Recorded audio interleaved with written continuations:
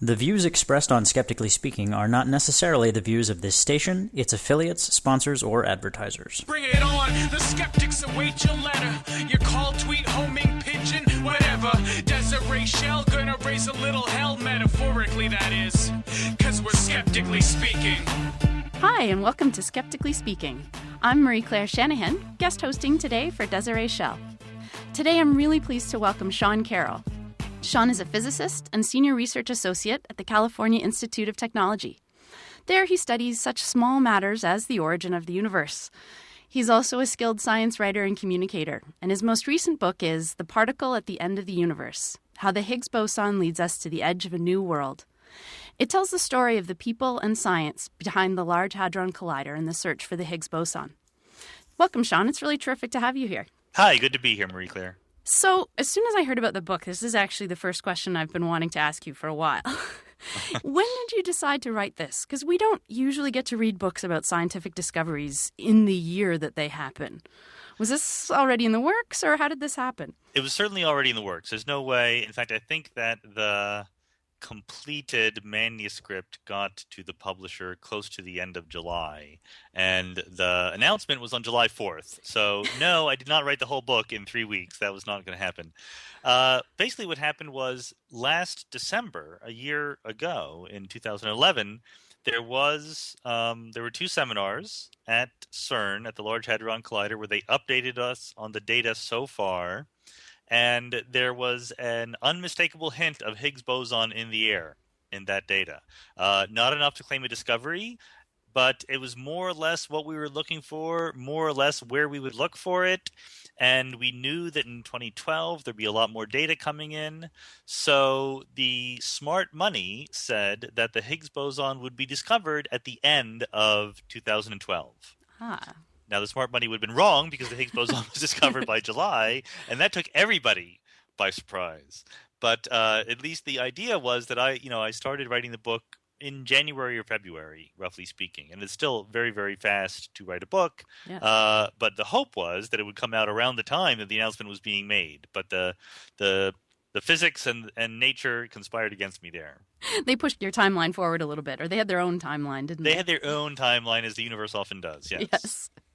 Well, undoubtedly, it's one of the biggest science stories of 2012. There's no doubt about that.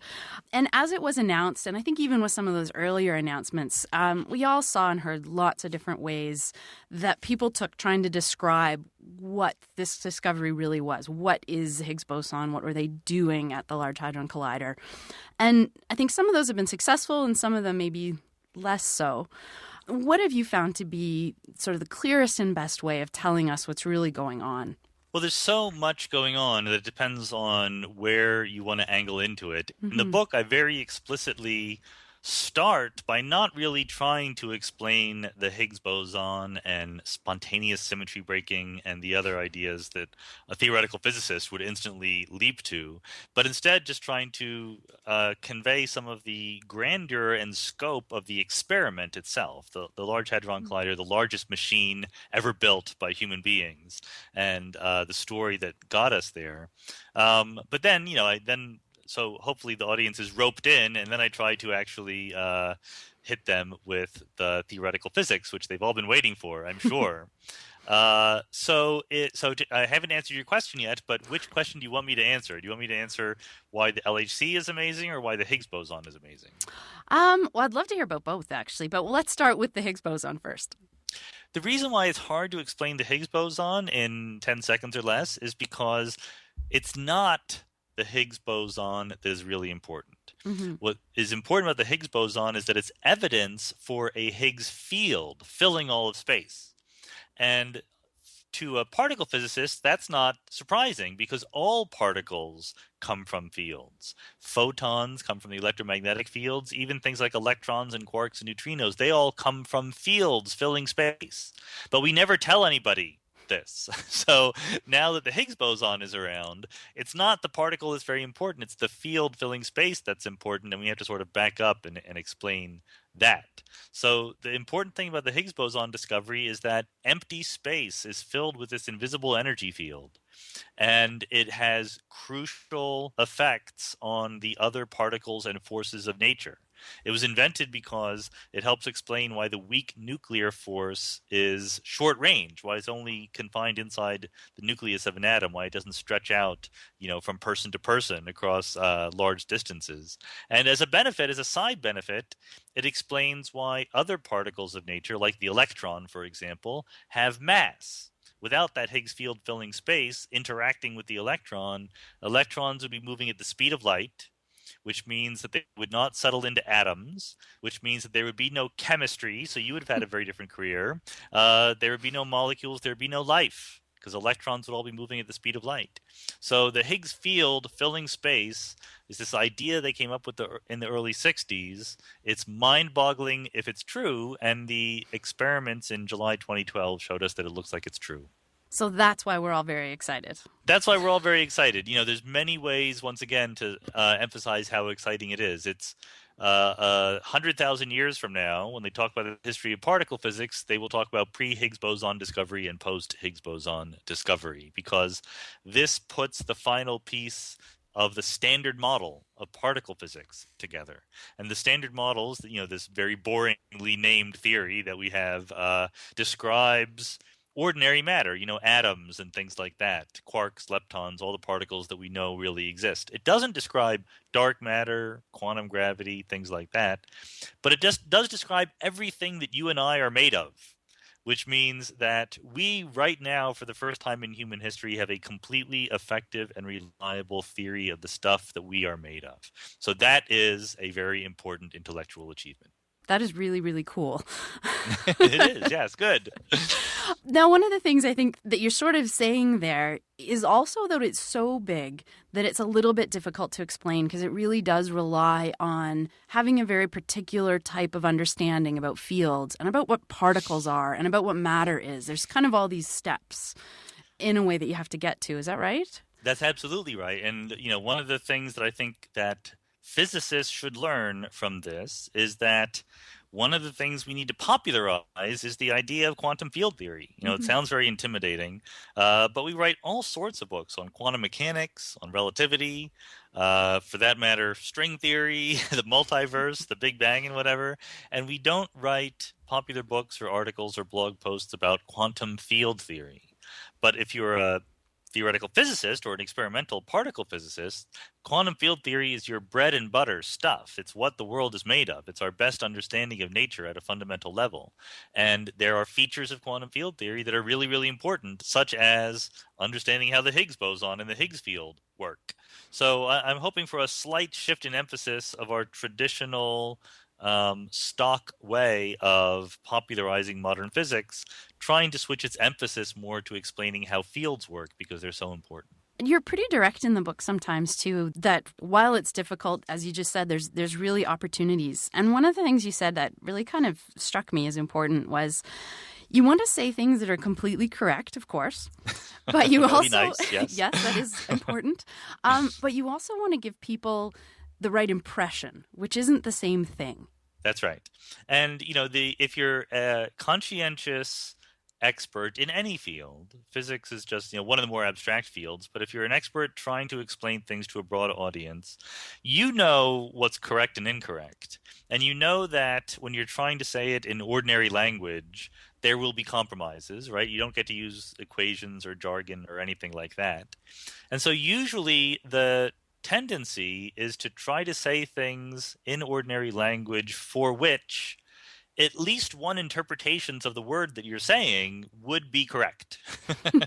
And that doesn't mean that that's the interpretation that the audience is actually going to receive, but it's at least one you can defend to your friends and colleagues, because you can say, well, what I meant was this, right? And that's very different than sort of trying to talk to a person, and people are not blank slates. They have some idea about how the world works already. And to try to do the best job you possibly can to get them closer to the correct idea. And that might not be a straight line from where they are to the completely correct idea. You might need to sort of lead them along the path of least resistance. You're listening to Skeptically Speaking. I'm here with Sean Carroll, physicist and science writer, and author of The Particle at the End of the Universe, about the Large Hadron Collider and the search for the Higgs boson.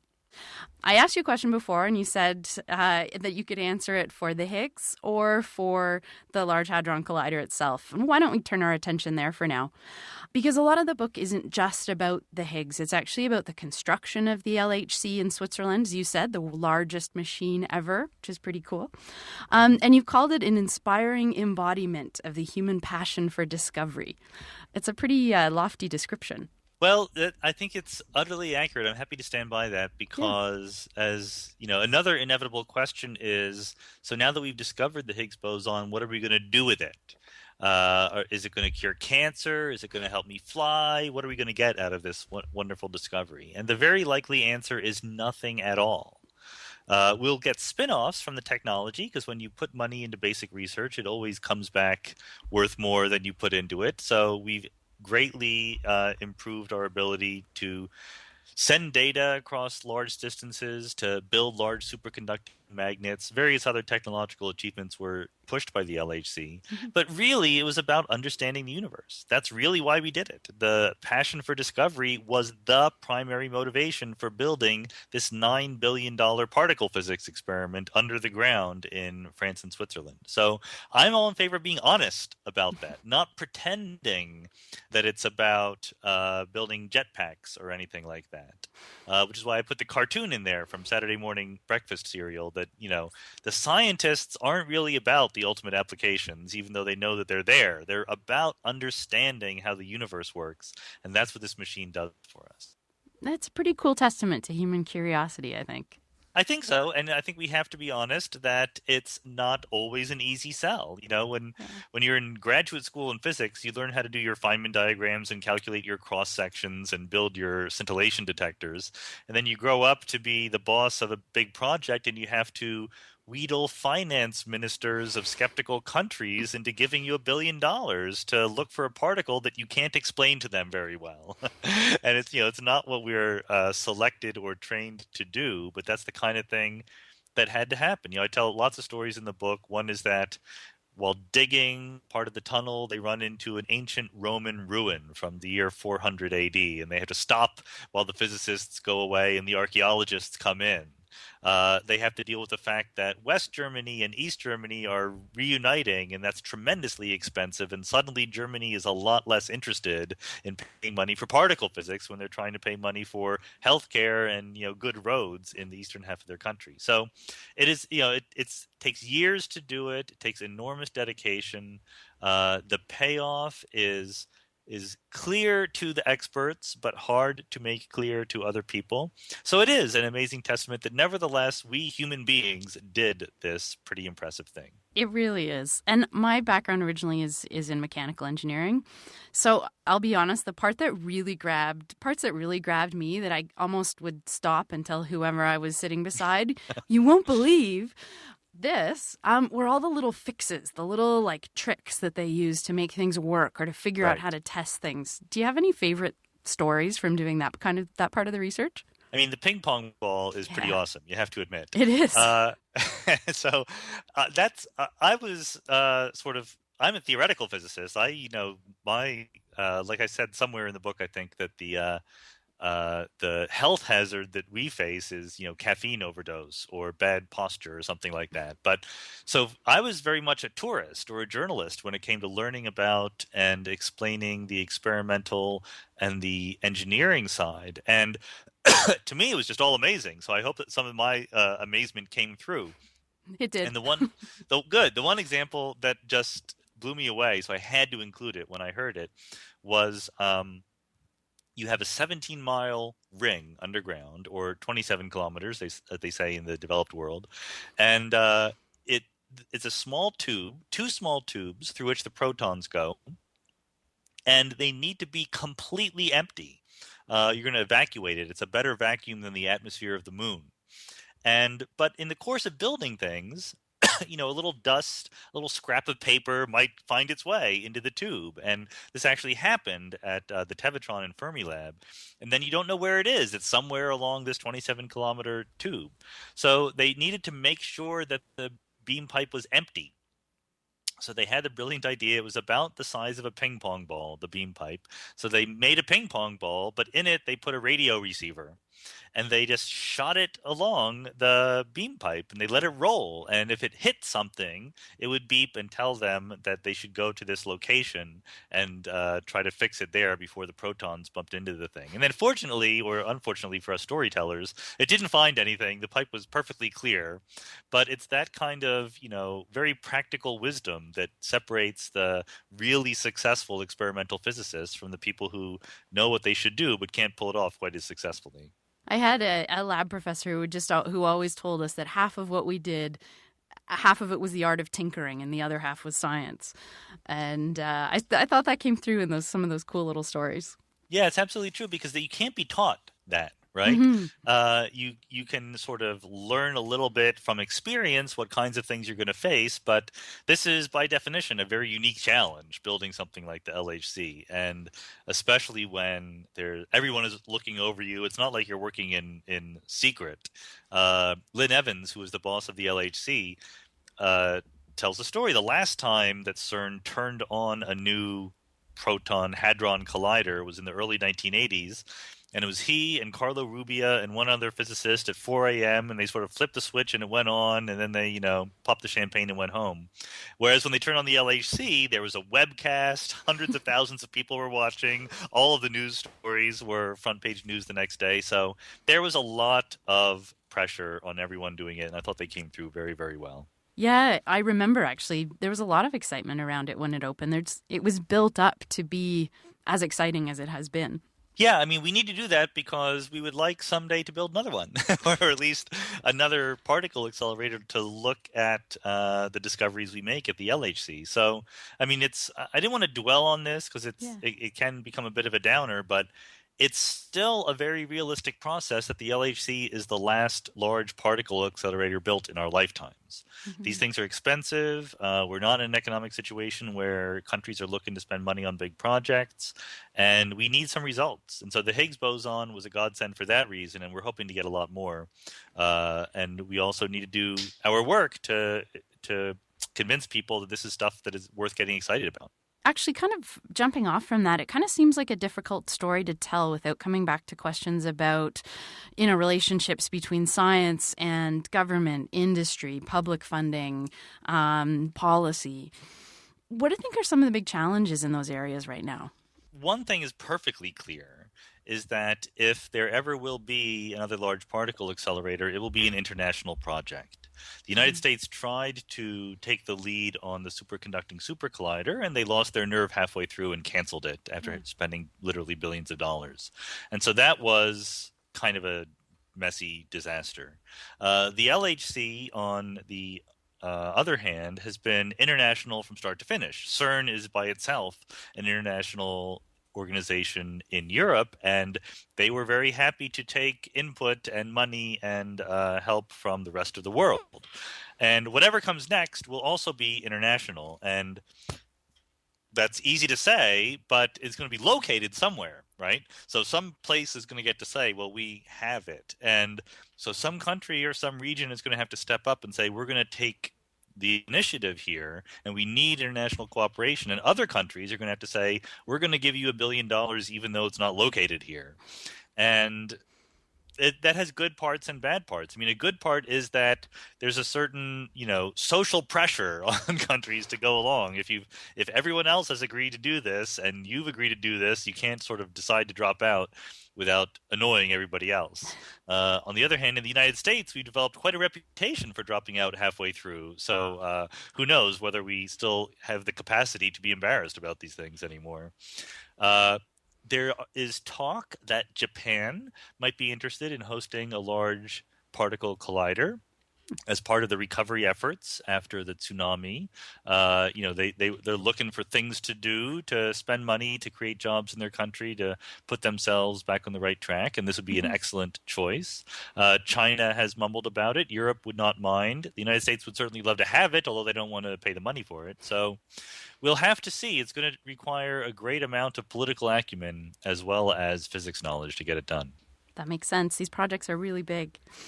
You're listening to Skeptically Speaking. I'll be right back with Sean Carroll, physicist, science writer, and author of The Particle at the End of the Universe.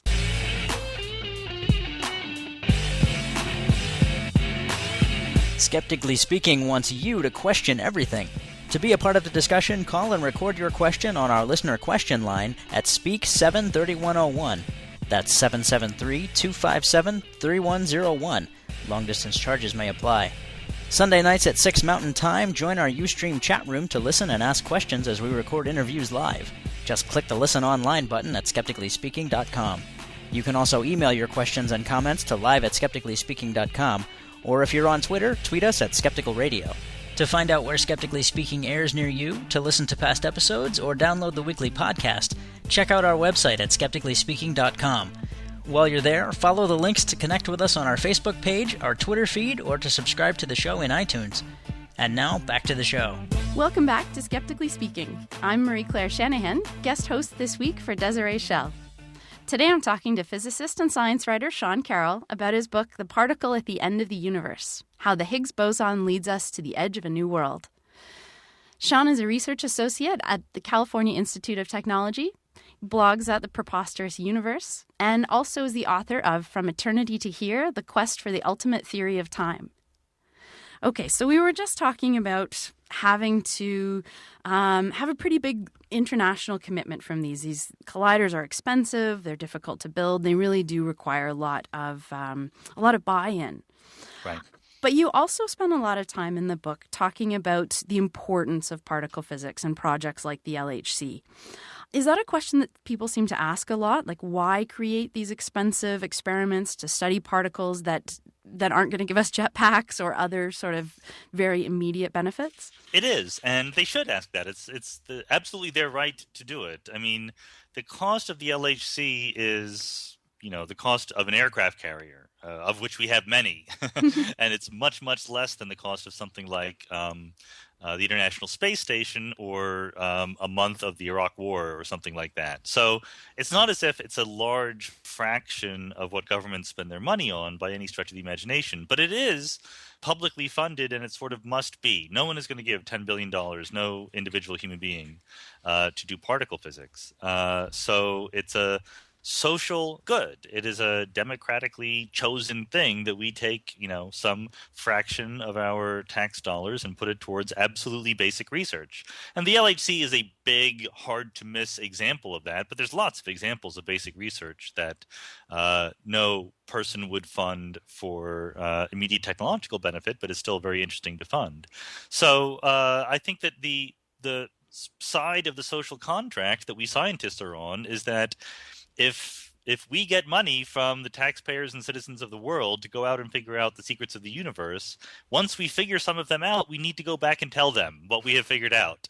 So, I think that's as much fun as I had writing the book, and even though I was actually paid to do it, I also think that I'm trying to do a good deed, trying to help explain to people why this really was so important. I think that's not a project that ends anytime. It's just something that goes on, and we need to keep trying to do better and better. That makes sense. This is all part of that larger project of doing basic research and also being part of communicating it back to those who fund it. Yeah, and if you talk to particle physicists, many of them reach for analogies with art or music or literature. Mm-hmm. Now, admittedly, art, music, and literature are cheaper than particle physics, but it's the same kind of impulse that is being reached. We're trying to – it's as Robert Wilson said in the famous quote that I did quote, he was bugged when he was building Fermilab in the late 1960s by a member of Congress about how this is going to help defend the country. And he says, no, it's not going to help to defend the country. It helps make the country worth defending. And I think that we should just be honest about that, and that's okay. On the other hand, someone can say, well, why don't we spend $9 billion on better music or something like that? And the answer there is that it's either you spend the $9 billion or you don't get any result. If you spend $4.5 billion, you don't get half a Higgs boson, you get nothing. So we can still do good art and music and literature without spending $9 billion, but we can't discover the Higgs boson without that kind of investment. That makes sense. I want to turn back now to look at actually what they did do there. As you said in the book, you can't find half a Higgs boson, and even with $9 million, you can't exactly find it. You can't just open up the accelerator and see what's inside, and there will be a boson sitting there for you to look at. That's awesome, but no, yeah. You can't even get a photograph of it, really. Tell us a bit about what is the actual evidence that you get out of something like the LHC? For me, in some sense, this is my favorite set of chapters in the book where I do talk about that, because there's all sorts of choices that are made when you design an experiment, and ultimately they all are governed by the laws of physics. When we smash two protons together, well, let's back up a little bit. So let's say there is a Higgs boson and we're looking for it and we want to know how to find it. How do we make one? There are no Higgs bosons living inside of protons or electrons or other particles. What we're doing is we're taking advantage of E equals mc squared, that energy is equal to mass for an object that is just sitting still. So if you want to make a massive particle like the Higgs boson, a very heavy particle, what you need is you squeeze a lot of energy into a very small region of space. And the best way we can do that is just smashing particles together with a huge velocity, so they have a tremendous amount of energy. Then the problem is that, number one, you make a Higgs boson because these protons smashed together and started the Higgs field vibrating. Number one, it decays away almost instantly. In 1 zeptosecond, that Higgs boson is gone. So you're not seeing a picture of the Higgs boson. You can't even detect its existence directly. All you can see is what it decays into. Number two, you don't know what it decays into with perfect precision. Sometimes it will decay into some things, bottom quarks, tau leptons. Other times it will decay into gluons or photons or something like that. So you need to look at all the different possibilities. Number three, whatever the Higgs boson can decay into, there are other ways of making exactly that same thing. So creating two photons is the most effective way that we have right now of finding Higgs bosons. But there's many other particle interactions that would create two photons coming out with high energy. So the analogy that I loved, I stole from somebody else in the book, is that it's not like looking for a needle in a haystack, because at least you know when you found the needle. It's like looking for hay in a haystack, because there's a little bit more hay with a certain length per stalk than you would expect just from statistics. So there's a few more events with two photons coming out than you would otherwise expect. So it's all about statistics, understanding your backgrounds, all that grungy stuff that makes your eyes glaze over as an undergraduate when you're doing physics labs. This is what really matters here at the LHC. I really like that description of the hay. You can kind of imagine somebody laying all the hay out and comparing it. And it's very much like that. That's right. Yeah, I think it gives a good indication of what an immense amount of work actually goes into these discoveries. Yeah, and also, you only have a small number of tools to work with. The Higgs boson is created and then it decays almost instantly. And, well, what can it decay into? It can decay into the particles that we know and love. And some of those decay very rapidly themselves, like a bottom quark or a W boson just decays right away into something else. So we build these detectors, these experiments at the LHC in a very predictable, logical way, because we know what all the possible particles that could be detected will look like. There's electrons, there's photons, there's muons, and there are hadrons, the strongly interacting particles, the protons and neutrons and pions and so forth. And that's it. Those are the only particles that can be made that we could possibly detect. So we build this onion-shaped thing where there's different layers. The inner layer looks at the electrons and photons. The next layer looks at the hadrons, the strongly interacting particles. And the next layer looks at the muons, which can punch through the furthest. And it all makes sense just because of, ultimately, the laws of physics, which I just think is a fascinating reflection of the very small controlling the very large. Very, very neat stuff. You're listening to Skeptically Speaking. I'm here with Sean Carroll, physicist, science writer, and author of The Particle at the End of the Universe, about the Large Hadron Collider and the search for the Higgs boson. So you just told us about your analogy, the haystack, which I really liked. You also, in the book, talk a little bit about how looking for the Higgs is a bit like looking for fossil evidence. Yeah, it's a lot like looking for that because for a few reasons. the thing I was actually trying to get across there is that it's hard. That if you've ever been out there digging up fossils, especially very old ones, dinosaur kind of fossils, the chemical reactions between the bones and the earth have been going on for a long time, and it's really hard to distinguish the fossil from just a rock around it, from the matrix, as they call it, as it were. And likewise, when you look at these events in a particle accelerator, it's very hard to distinguish the events that are interesting from the events that are just background, just noise. And thank goodness we have two large, complex, general-purpose experiments at the LHC. We have CMS and ATLAS, as their acronyms are, and they do more or less the same thing, but in slightly different ways, so they can check each other's work. So if you only had one experiment like that at the LHC, something unique that could was the only thing on Earth that could do this kind of work, people would be a lot more skeptical that we had really found something. It's just too easy to trick yourself. So the fact that we have two experiments getting the same answer is very, very helpful when it comes to making sure that we're on the right track. Cool. You mentioned it's a little easier to trick ourselves, and you describe in the book doing the analysis of these things blind. Mm-hmm. I do some research with students, and doing that blind would mean, maybe I give them 3 different versions of something to read, and I make sure that the data I collect at the end, I can't tell which version they've read until I've analyzed them all, so that I don't, look at the ones I'm hoping are going to be better and then maybe find something that's not really there. So I sort of blind myself to what version they got to read. Mm-hmm. What does the blinding mean in terms of the type of data that you're taking out of the collider?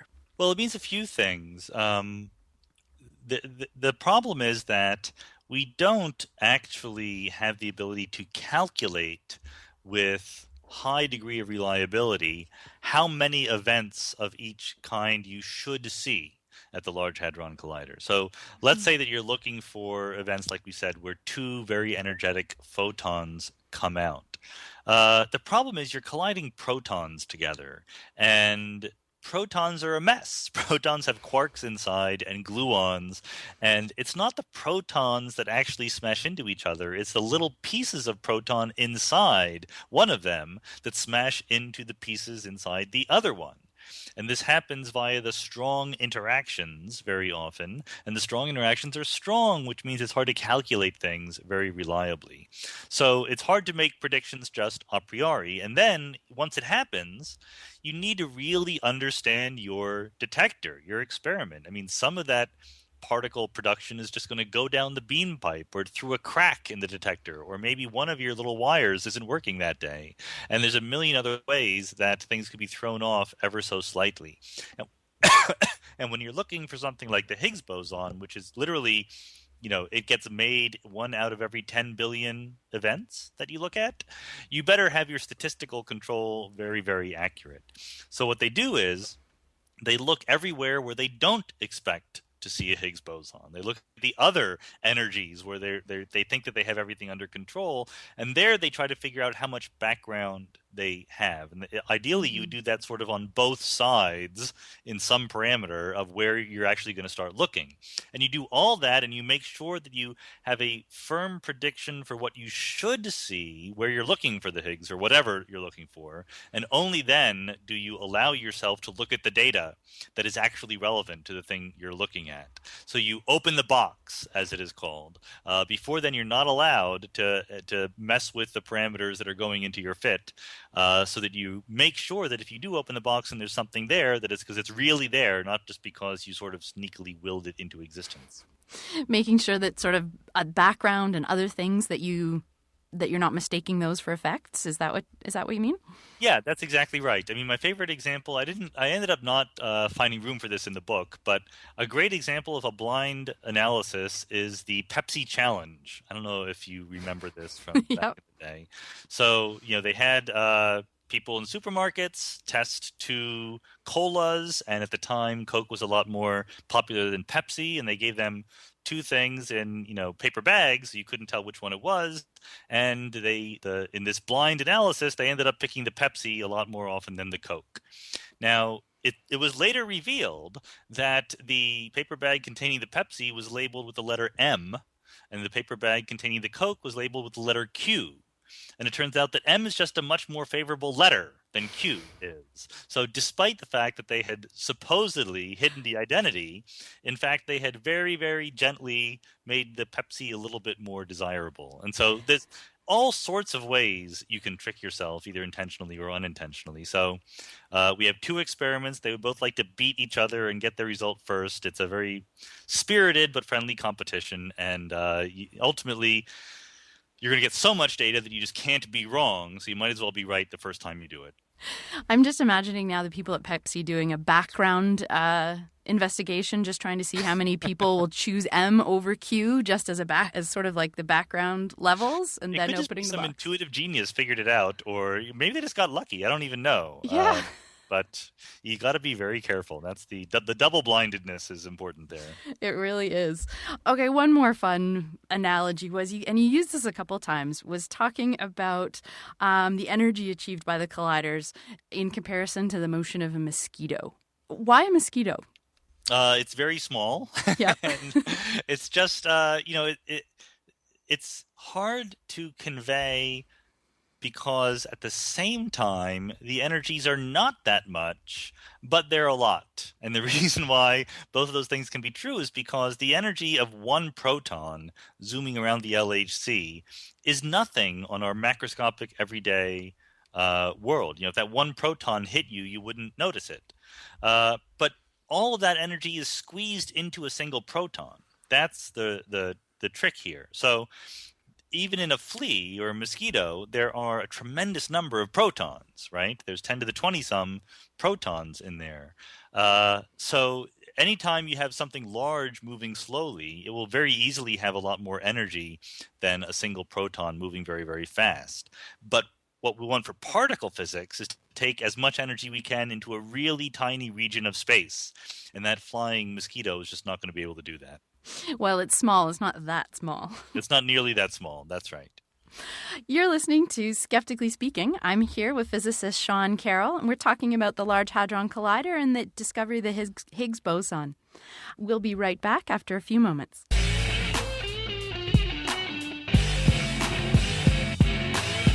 On the next episode of Skeptically Speaking, it's our guide to science books for the 2012 holidays. Whether you're dropping a last-minute hint to a relative or buying books for the people you love, we've got you covered. We've enlisted over a dozen of our favorite past guests to bring you their favorites from 2012 and some classics to help fill out anyone's science library. Happy holidays! That's next week on Skeptically Speaking, on your local radio station, or online at skepticallyspeaking.com.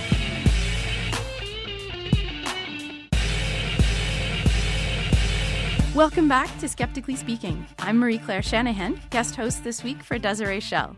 Today I'm talking to physicist and science writer Sean Carroll about his book, The Particle at the End of the Universe, How the Higgs Boson Leads Us to the Edge of a New World. Sean is a senior research associate at the California Institute of Technology and is also working on a special for PBS's NOVA on the Large Hadron Collider and the search for the Higgs boson, scheduled to air in 2013. So, I want to come back to something you mentioned really, really close to the beginning of our chat, which is how the idea of matter and mass is so intricately tied into talking about the Higgs and other particles. Yeah, this is a whole can of worms, actually. Yeah. When I end up giving talks about it, one of the things that people ask is what this has to do with gravity, because they know that gravity has something to do with mass. It's gravity, it's mass that causes you to push down on the scales a little bit, right? Or, well, maybe it's weight, people say, but certainly that has something to do with mass. So what does the Higgs boson have to do with gravity? And the answer is nothing at all. Mass is a source for gravity. It's the fact that the Earth that has mass that causes it to have a gravitational field.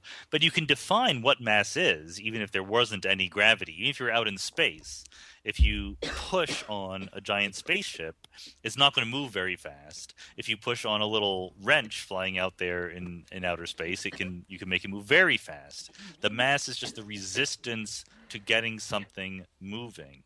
And that's what the Higgs boson gives to the elementary particles. Now, the other source of confusion is, of course, why should you need to explain why particles have mass at all? Why can't they just have it? Why is this something that is a mystery? And that's actually the most complicated thing to explain, because there are deep down symmetries in the Standard Model that naively prevent all of its particles from having mass. And you wouldn't notice that unless you really dug into how the Standard Model works. It has to do with the fact that particles spinning clockwise are treated differently than particles spinning counterclockwise in the Standard Model. One of them feel the weak interactions and the other don't. And so to make them talk to each other, you need to break that symmetry and give them mass. And none of that is very transparent. I can be very clear. It's not. It takes a lot longer to explain. So when people say you need the Higgs boson to give particles mass, it's one of those fake explanations that I really don't like, because you can repeat that back and it sounds like you've understood something. Now I know what the Higgs boson does. It explains why particles have mass. But you don't actually know why you need a Higgs boson to explain why particles have mass. So the illusion of understanding has been created, but no actual understanding there. And really the important thing in some ways is why you need that to make mass. Yeah, it's a long, complicated story. And when in the early 1960s, when the first people who invented the Higgs mechanism, and I should say it wasn't just Peter Higgs, although his name gets attached to it. There was a group of at least 7 different people who were involved in inventing this. They weren't thinking about how to give mass to the electron or to the up quark or anything like that. They were trying to figure out how to give mass to what we now call the W and Z bosons, the bosons that carry the weak nuclear force. There's this weird thing that I have still in my life not yet come up with a good, understandable explanation for, which is forces of nature, electromagnetism, gravity, weak and strong nuclear forces. The symmetries that create them create massless particles. The photon and the graviton really are massless, as is the gluon that carries the strong force. It's only the weak nuclear force that has massive bosons carrying its force. And so that's what they wanted to explain. It was only a bonus. It came later on, 5 years later, I guess only 3 years later. Steven Weinberg figured out that he could understand the weak interactions and how ordinary particles got mass as well by using the same trick that Higgs and his friends had used. So I put all that in an appendix in my book. I don't think that it's very easy going. And so I think that the real, the most important thing, single fact to grasp about the Higgs is that there's a field pervading space. That's the most important thing to get. It affects all the other particles that move through it. Everything else is a detail that you can sort of save for later contemplation. Fair enough. When it comes to mass, though, that's sort of one of the defining features. When we teach kids, really early on, how to decide what's matter, we usually define it as, anything that has mass and anything that takes up space. Right. And yeah, those are not very good definitions. Yeah, I was going to ask, what do you think about that? 200 years ago, that would have been fine. And most of us live in a world that is pretty accurately described by 200-year-old physics, really, right? In fact, probably 2,000-year-old physics for most of the time. But we know a little bit more now. And so what happens as science goes on, we often change the meaning of the concepts a little bit, but keep the same words. And Thomas Kuhn would have explained why you really shouldn't do that, but it's going to be inevitably done. So we use the word mass a little bit differently now than we used to, especially because of relativity, which taught us that there is such a thing as a massless particle, and a massless particle will always move at the speed of light. Photons, the particles of light itself, move at the speed of light and have no mass. Likewise, gravitons, the particles of gravity, do the same thing. So that's just not a concept that would have entered into a Newtonian conception of how things are going. And part of that relativity revolution that Einstein gave us says that, energy is more important than mass. In fact, the real way of thinking about E equals mc squared is not that energy is a form of mass, but that mass is a form of energy. That what you call mass is just the energy an object has when it's not moving. That's what the mass is.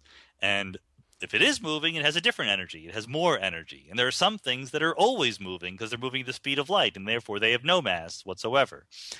So mass is sort of a secondary characteristic of a lot of particles. And if you really want to get into what matter is and so forth, you got to start talking about quantum field theory, and that's a whole nother thing. And that's usually not where we start our fifth grade science classes. It's usually not, and that's why we have to undo some of the damage later on, because at some point, if you take enough physics, you'll be faced with the puzzle: is light a particle or a wave? Mm-hmm. And usually you will come out the other side not understanding what the answer is to that question. It can be very, very confusing because the arguments are given on both sides, and it's never quite clear what the resolution was. And the resolution is that light is a wave. That's what it is. In fact, the resolution is deeper than that. Electrons are waves too. Matter is a wave. Everything is a wave. But quantum mechanics says that when we look at things carefully enough, they look like particles to us, not like waves. And that's just a deep, profound, weirdly non-intuitive feature of reality that we have to get used to understanding. Because it's one thing to just accept that, well, I guess we can think about light in these two different ways, but it is a really different implication to realize that actually that applies to everything. And it's not just about accepting we can think about it in these two ways. There's sort of a reason why. Yeah, that's right. And it's, again, very wonderfully unifying when you do get it. The fact that the world is made of waves, in fact, it's made of fields in particular, is an enormously strong feature of our understanding. It really helps us delineate the scope of our understanding. And I've written, blog posts trying to drive this home about how ultimately quantum field theory shows you that things like telekinesis or life after death are impossible without doing any double-blind experiments with, people trying to bend spoons or anything like that. It just would violate quantum field theory as we understand it. And as a scientist, you can always say, well, maybe quantum field theory is not right, and that's absolutely true, but it is the best tested framework for doing physics that has ever been developed. So if you think that you see someone bending a spoon and you say, well, either that guy is tricking me, or all of the known laws of physics as tested in every experiment ever done are somehow incorrect, then your prior probability should be a lot bigger on the first one compared to the second. Yeah, you're probably going to know pretty quickly which way things are leaning. You mentioned energy, and take us back to our fifth graders again for a second. You're really careful in the book about how you use the word energy, and like talking about matter, we often talk about it in, sort of simplified ways when we first introduce students to these ideas. And we often talk about different forms of energy. You can find that in a lot of school textbooks: kinetic, potential, and on from there. Do you think that kind of understanding about energy is helpful as an introduction, or does it kind of hinder looking at these more complex relationships between mass and energy? Yeah, that's a good question. I don't really necessarily know the answer to that one. I think that's an empirical question that people should study, because I know that in my own attempts to talk about science, all the time I get these, this moment of realization where I've been using a word and it finally dawns on me the person listening to me is using the same word to mean something very different, whether it's energy or dimension or force or what have you. So I don't know the answer. I think that energy is a very important concept. We should teach it to the fifth graders. Richard Feynman has a wonderful little lecture about this, where he points out that in some sense we say that energy is conserved, and the definition of energy is this thing that is conserved that we calculate in a certain way, right? And if we found that energy wasn't conserved, we would try to come up with some other place where the non-conserved energy went. And it is a fortunate feature of the world in which we live that there is such a conservation law, and it does work to help us understand things. There's something that is not created or destroyed.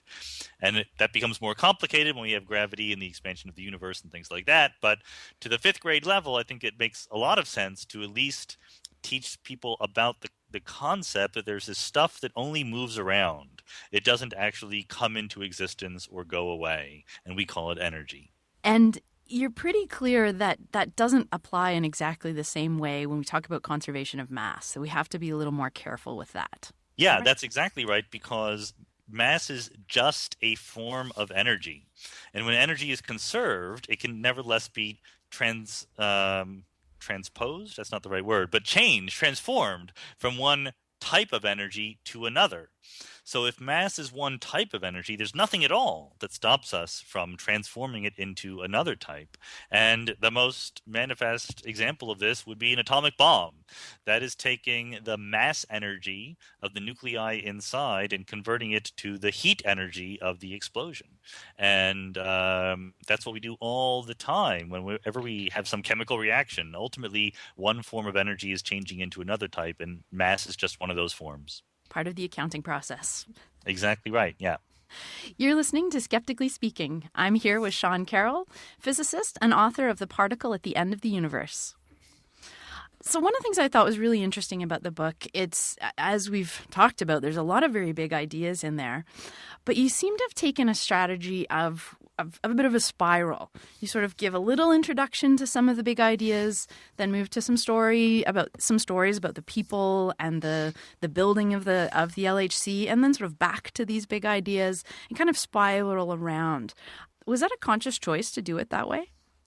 It's so nice to have an actual writer read the book and notice all of these things. So, yes, actually, that was a very explicit choice because of, it's just one of these subjects where you can't understand any bit of it without understanding the whole thing. Mm-hmm. And I didn't want to write yet another book that starts by explaining the basics of quantum mechanics and the list of particles in the Standard Model and so on. I wanted to get the reader excited about, this giant project that was going on underground in Switzerland and France. But to understand what the project was doing, you need to understand something about those particles that everyone explains. So it was a little bit of a give and take, just enough about the basic particles so you can understand why the experiment was doing that, and then just enough about the experiments so you could learn what you wanted to test with the particles, and then back to some of the nuts and bolts about how the experiment worked. And I think that it's a good illustration of the fact that in the real world, experiment and theory and engineering and publicity, for that matter, are all part of a single scientific process. We put them in different boxes in our minds when we talk about them, but it's all the same thing, and that's reflected in the structure of the book. That's actually really neat. I sort of thought of it talk about our fifth graders again. I sort of thought about in curriculum planning, we try to do that. But I actually hadn't thought about the fact that it does reflect in a way how science happens as well. It sort of is a constant back and forth between how it happens, why it happens, and what we're actually doing. Yeah, that's exactly right. Cool. And to be honest and fair, I'm married to a writer who keeps telling me that writing a book is different than giving a one-semester-long college course where you more or less have a captive audience and can build everything up logically from one step to the other because the payoff will be there at the end. In a popular book, it's good to have some payoff right there at the beginning, to get people interested and to get them going. And I do think that, in thinking about how to do that, it is actually a more accurate reflection of how the process of science really works. So hopefully some of that came through to the readers, who aren't working scientists themselves. Mm-hmm. I found actually another one of the themes of the book was it was a little bit about how we theorize about these things. Like, how do we actually propose theories and gather evidence to support them in these kinds of very, very deep questions? Am I sort of right in seeing that was one of the themes running through it? Yeah, definitely one of the subtexts of the book is that science is something that scientists do, and scientists are human beings, and we don't have any sort of robotic algorithm for coming up with theories, just like we don't have a robotic algorithm for, wheedling treasury secretaries into giving money to build large particle accelerators. There's a bit of inspiration that is not quite reducible to a simple procedure. And in particular, I have one long chapter in the book that talks about the very explicit history of how the ideas behind the Higgs mechanism were developed over time. And it's, the most technical chapter in that book because you have to be fair to everyone who did all of this hard work, which means you explain exactly what they did. And when you're doing something for the first time, you're not doing it in exactly the most clear or correct way, right? Because you're fumbling around at what to do. So, part of it is, why didn't this guy think of this thing? Why didn't he talk to the person down the hall who was working on that? And, it's very amusing to see how the real people come across these things. I borrowed a little anecdote from a book by Frank Close, where two people at Imperial College were talking to each other about their work, and one of them, starts explaining his new idea, and the other one says, no, never tell anyone your ideas until they're published. And of course, if he had told him that idea, they both would have invented the Standard Model long before Steven Weinberg had got there, because they each had half of the answer and not the whole one. So it's a mixed bag, these lessons that you learn from your mentors, and that's part of the human process. I think I may have said no when I read that part. It's like watching the characters. I'm sure he did too. Yeah, probably. We have a question from the chat. JT512 asks, what books would you recommend for someone who wanted to learn the basics of quantum field theory? There aren't any that I would really recommend. That's a very hard question because, like I said, quantum field theory is the thing we don't really popularize very explicitly. So there are two books that I can recommend. Neither of them is perfect, but present company accepted, of course. I've written a book. Did people know that? And quantum field theory is there, but it's, again, not the point of the book. The other two books are Richard Feynman wrote a short book called QED, about quantum electrodynamics. And QED, quantum electrodynamics, is a field theory, certainly. It's not the only field theory. There's lots of other ones, but it's a very good example. And Feynman, as usual, is very clear and very imaginative about digging into the guts of what is going on. So it's definitely enlightening. And the other one is that book by Frank Close I just mentioned called The Infinity Puzzle. And it's about the history of quantum field theory, but he gets into a lot of the details, and especially the question of infinities and renormalization and how we learn to make sense of quantum field theory. So I don't think the perfect pocket guide to field theory all by itself has yet been written. If someone gives me $1 million, maybe I will do that. That sounds good. Sounds unlikely, but it would be good, yes. It's waiting to be written. Right. So there's been a couple of stories recently about what it means for these big projects like the LHC when they find what they're looking for. That sort of by confirming this last major piece of the Standard Model, what happens next? The Atlantic, I think, wrote kind of a cheeky headline recently, physicists bummed that physics is pretty much what they expected. Right. And you stress in the book that surprises are really, really important and it's motivating when we find something unexpected. But I don't get the feeling that you're bummed. Can you wrap us up here with some thoughts on where this is going and why it's actually maybe a beginning rather than just an end? Well, part of it is people are enormously impatient. We've been looking for the Higgs boson for 48 years, and we found it for less than 6 months ago. And people are now saying, well, what have you done for me lately? We found the Higgs boson, but there's nothing else. It's very, very, at least possible. I still think it's likely that the LHC is going to find more than just the Higgs boson. It is, to be very honest, it is certainly true that the LHC could have already found a lot more than the Higgs boson and hasn't yet. So there are some possibilities that could have been right 2 years ago that are certainly wrong from our current perspective. But they found one thing. They're collecting a lot more data. The machine is working incredibly well. In a couple months, they're going to turn it off, shut it down for 2 years while they tighten all the screws and clean all the wires. And then it's going to come back in 2015 at a higher energy, almost twice the energy that it had this year. So once again, it will be very possible that it's going to find things. But think about how hard it was to find the Higgs, and we've been looking for exactly that for a really long time. So I'm certainly not in any way pessimistic that we won't find anything more. If we don't find anything more at the LHC, then we're just going to have to try to be more clever. We know for a fact that the Standard Model of particle physics is not the end of the story, because we know there's something called dark matter in the universe, and dark matter is not in the Standard Model of particle physics. So we need to do something better. And I would admit, if it weren't for dark matter, then I would be worried a little bit. But there's dark matter. So I know that there's got to be physics that we don't understand yet, and it's just a matter of being smart enough to find it. Very cool. Thanks so much, Sean. It's really terrific to speak with you today about the Higgs, the LHC, and the importance of even asking these questions.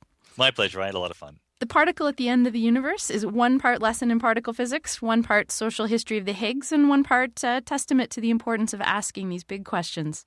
You can find a link to it and to Sean's other projects on our website at skepticallyspeaking.com. And while you're there, click the links to the Facebook, Twitter, and Google Plus so you can keep up with show news, and to iTunes where you can subscribe to our program or listen to past episodes. Thanks for listening, and we'll see you next week on Skeptically Speaking. Bring it on, the skeptics await your letter. Your call, tweet, homing, pigeon, whatever. Desiree Shell gonna raise a little hell, metaphorically that is. 'Cause we're skeptically speaking.